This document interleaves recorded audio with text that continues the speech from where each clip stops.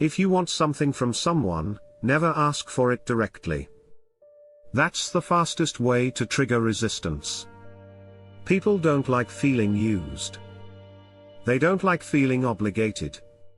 They don't want to help just because you want something. They want to help because they want something. And this is the key to powerful influence: you don't convince people with logic. You move them with desire.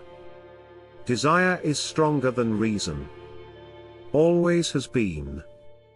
Always will be. The real question is not, how can I ask for what I want?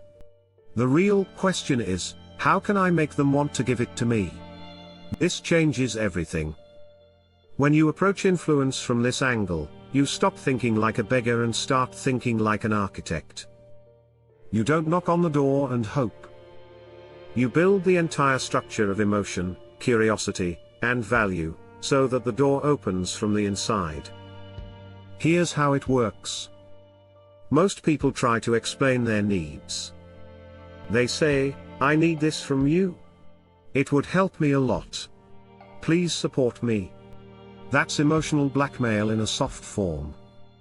It might work sometimes. But it makes you look weak.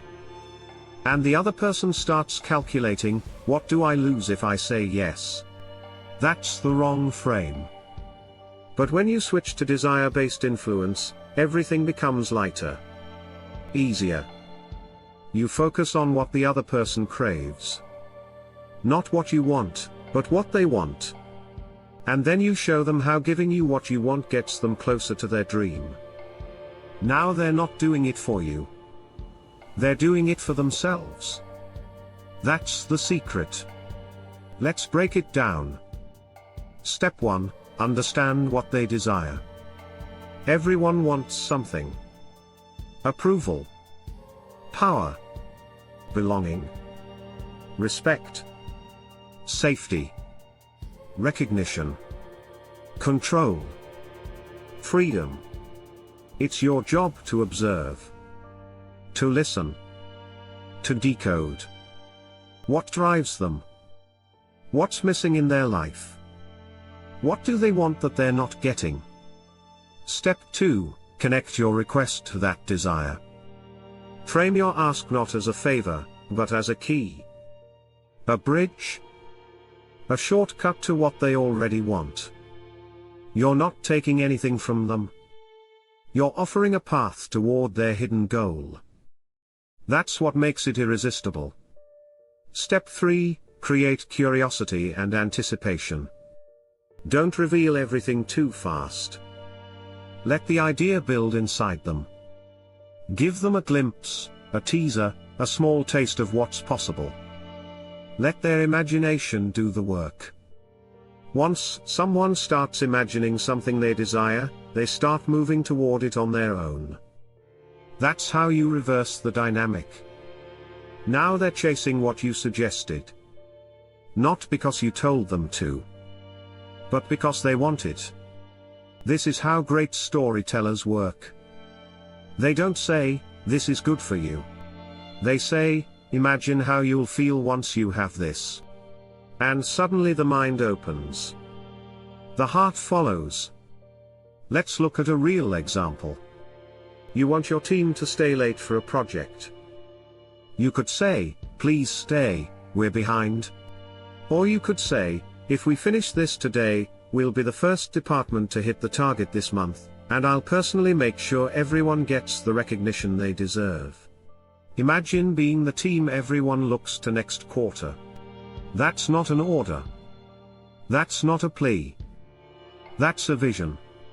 And people follow visions. Desire? Not pressure. Here's another, you want your partner to go on a trip with you. You could say, please come with me, I don't want to go alone.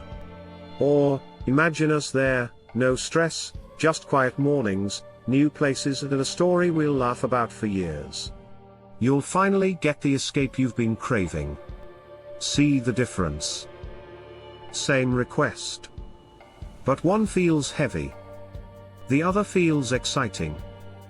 This is the power of painting emotional pictures. You bypass resistance and tap into longing. There's a reason luxury brands don't say, "Buy this watch."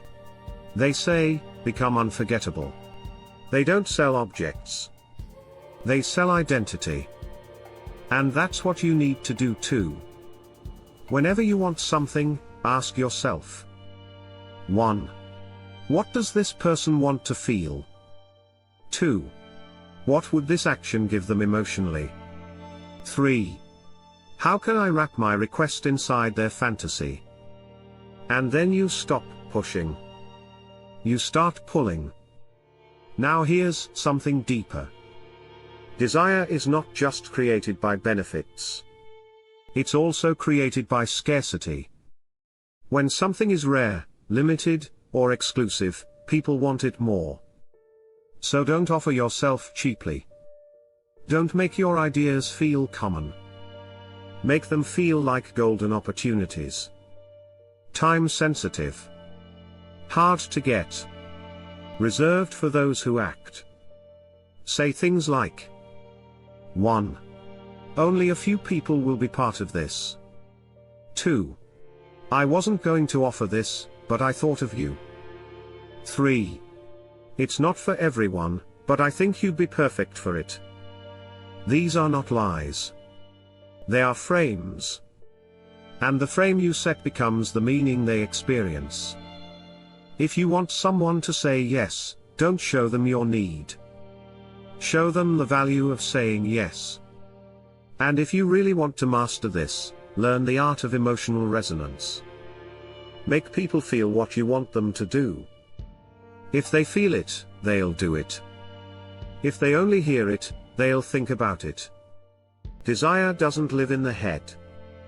It lives in the chest. When you speak to someone's mind, they nod. When you speak to someone's heart, they move. That's why storytelling is so powerful. It's not just about facts. It's about transformation. About identity. About emotion. So the next time you want something, stop asking. Start creating desire. Don't say, "Can you help me with this?" Say, "This is something only someone with your level of insight could make great." Don't say, "Can I get your support?" Say, "If we make this happen, you'll be the person everyone looks to next." This is how influence really works. You don't make demands. You create invitations. You don't beg for help. You awaken dreams. You don't pull people toward you. You light a fire in them so they start walking on their own. That's real power. Silent, respectful, and unstoppable. This is how you get what you want. Not by asking, but by making them want to give it to you.